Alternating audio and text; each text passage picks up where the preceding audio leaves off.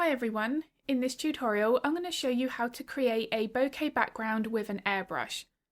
Now the tips and techniques that I share in this video can be transferred for any other out of focus background, and the airbrush really is a unique tool for creating a very soft, blended, out of focus look very quickly. Now the first step that I like to do, and this is one of those tips that I would recommend with any background even if you are using brushwork, is to have some kind of base colour in place. Now because the bulk of my background here, you can see that from the photo of the finished painting in the corner, the bulk of it was green, so I've gone in here with a bit more of a mid to darker green as my base layer. Now when I'm doing this, I've got my airbrush probably about 8 inches away from the canvas so that it creates a very soft look. The closer that airbrush is to your canvas, the more harsh your lines are going to be, so that is something that we need to be aware of throughout each of the layers that we're adding. Now once that first layer has dried, what I want to be doing here is helping to create more of that impression that the leaves are of different values. We've got some highlights, midtones, and of course those darker areas, and this is going to help add more depth to the background. So although I want it to be out of focus, I still need to make sure there is a balance between the contrast here to create that realism that I want for this piece. Now with this lighter mixture, you can see that I'm holding my hand much closer to the canvas. Now what this is doing is able to create still a soft look because I'm not really close. I'm probably here about 4 to 5 inches. But what this is enabling me to do is get a bit more precision with where I want that lighter paint to be. Now if you were going with a background that was even more out of focus like this and very, very soft, then you'd want to make sure that your hand is at the same distance away roughly as it was for the first layer. And that of course is going to give much more of that softness to each layer that we add. Now coming in here, this is where I knew I wanted to increase my contrast and make some of those greens a little bit darker. Now the reason I prefer to add my darks after more of this in-between stage is because it's unnecessary, I feel, for a background like this to work completely with a dark base layer. What you would then have to do is add more of your lighter mixture, wait for that to dry, and then use your airbrush to put a glaze over the top to make those greens more vibrant. Now of course that is absolutely fine if that's your preferred approach.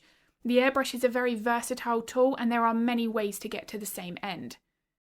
Now this process here where I'm using much more of a lighter mixture over my darker greens is a great representation of what I've just mentioned regarding having a base layer that's darker where you then want to add more of your lighter colours over the top. If you have a dark base and you just put a vibrant green over the top, because the green is going to be more transparent, it's not going to show up. So what I would recommend to do is use more of a lighter mixture as I am here. It almost looks like a light grey, which is absolutely fine. And then once that is in place, you can then add another colour over the top to reinforce the vibrancy of whatever colour it is that you're choosing. It just means then that we can break this up into individual stages rather than trying to capture the right colour and the lightness or the darkness of that colour at the same time.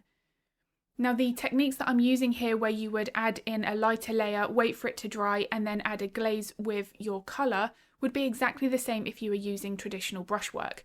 And I've got lots of videos here on YouTube that show how to use glazes and to adjust fur colour, background colour, whatever it may be, a glaze works really well. Now if you would like to see tips for how to use glazes, then I do have a video here on YouTube where I'm showing various different paintings with the different effects that glazes can create. So if that video is of interest, I'll link all of that in the description below. Now at this stage here where I started using my stencil, I'm making sure to pick different sizes of the circles and I'm making sure that the placement is random. This is really important. I'm also here making sure that lots of them overlap each other. But what I did notice is I ended up having to stop using the stencil and come back in and correct this top left corner. I love using my stencil and creating a bokeh effect, so I jumped into using my stencil too soon. So to fix that, I'm going to come in here with more of these browns to hint at some of the out of focus branches, and then I can go back to using my stencil once this is complete. Now the real-time tutorial of this, which is all linked in the description below as well, has all of this step included. Now if I do make a mistake or something that needs to be adjusted, whether or not a layer was added too soon for example, I will always include this in my real-time lessons. Now these little mistakes, this is what makes us better artists because we learn how to fix them. It's then information that we can carry through to the next painting, and we're less likely to make those same mistakes. Now, of course, if we do make that mistake again, we know how to fix it from how we worked with the other projects. So mistakes are something that we shouldn't be fearful of. We want to be working with those to make our painting skills better. Now this stage here, this is where I'm adjusting those lighter values and putting in more of this yellower green. So this would be the equivalent of a glaze. Now the reason I decided to do this is because looking at this from a bit more of a distance at the time, I did feel like I needed to capture more of the vibrancy in the greens. Now it's going to be easier to adjust this kind of aspect of the painting before I got into adding more of my circles. So I was just trying to visualize there where the cat is going to go, because when I come back in with my stencil, I want to be making sure that these circles are behind the subject. I don't want them to be sort of neatly or methodically placed around the subject so that you end up with a bit of a halo around the animal. I want to be avoiding that and making sure that some of these bokeh circles go directly behind the ears, the side of the face. It's something here that's going to help make the animal and the background look more natural. Now, because I did realise that I used my stencil a little bit too soon, here I'm just coming in and making sure that I've got the greens, the darks and the lights correct for what I want for my painting. Because the next stage is to finish the bokeh, and I didn't want to then keep on coming back in, making corrections, adding more circles and repeating that same process. So I'm really looking at this painting from a distance, making sure that I've got the desired effect. Now at this stage I was happy, it was dark enough, it still doesn't look great, but once we start putting in the bokehs, this layer of the painting currently is going to get pushed further back. So we're really going to start to increase the depth. Now when painting the circles, this is where again I want to be making sure that they're overlapping, that I'm picking different sizes, and that they're not having any symmetry to them. Now it's very easy that the circles can start to take on rows and columns. We can even start to put them in a bit more of a diamond shape, and I'm not even aware that we're doing it. So what I like to do here is actually work in a bit more of a random placement. So I'll start over on the right hand corner, then I'll come across to the middle, maybe then to the left, and then I'll go back to the right. Rather than fixating on one area at a time, because I'm more likely to add in more circles and get that symmetry, I'm going to here just work on the entire background and really shuffle where I'm putting my stencil. Now when working with a stencil here, one of the important things to remember is if that stencil is on the canvas and it's completely flat to that surface, then the edges of the circles are going to be harsher, sort of like those two that I've just created there.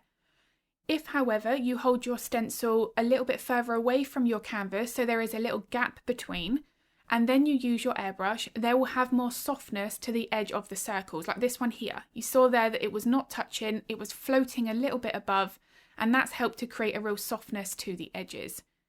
Now this is also important because I don't want all of my circles to have that harshness. You can see that one just a moment ago had a softness to it as well. This one here, I'm holding it away, and that's got a really nice blurred edge. So this is going to also help with the depth because the softer edges of these circles are going to make that section of the bokeh look more out of focus, which again is going to add more distance to my background. Now in the long run, this is actually then going to make the cat look more in focus because I've made sure that not all of my circles have harsh edges. Now what's also really important is to make sure that you've got the right number of circles. So I don't want to have too many because that's going to make the background look more confusing and potentially pull focus away from the main subject. I also want to be making sure here that I've got a variation between how light and how dark they are. Now with an airbrush, this is controlled by how you use the trigger on the airbrush, which again, this is something that I cover thoroughly in the real-time version. Now if you do have any questions about using an airbrush, how to create a desired effect, then feel free to pop any questions in the comments below because I'm more than happy to help if I can. And I can also upload more specific content to using the airbrush as well. So if that is of interest, do let me know because I'm more than happy to upload specific videos. So I do hope that this video has been useful. If it was, I'd be very grateful if you could give it a like and a thumbs up. It makes a huge difference to my channel. I also upload a couple of videos to YouTube every week, so if you would like to get notified of that content, then don't forget to hit the subscribe and the bell button. If you would like to paint along to the real-time step-by-step tutorial of this cat, then all of the information to that is in the description below. I'm going to be uploading another video next week, but as always, thank you so much for watching.